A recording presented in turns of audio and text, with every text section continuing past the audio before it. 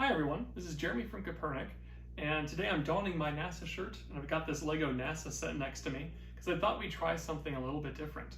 So this year, 2021, marks 10 years since the end of the Space Shuttle program. And since then, all shuttles have been decommissioned. You can actually go visit them at various locations across the United States. So for example, Space Shuttle Discovery can be found at the National Air and Space Museum in Washington, D.C. But more than that, this month, April 25th, marks 31 years since the deployment of the Hubble Space Telescope. And that's actually what this set is depicting. So the Hubble Space Telescope was deployed by Space Shuttle Discovery. And I think to commemorate these occasions, it seems appropriate to celebrate in some way. So we're going to put together this Lego set. We'll do a little time-lapse build, because this will probably take me several hours to get through. So we'll come back here and chat a little bit more about it after that, and I think I'll get started right now. So we'll see you in a bit.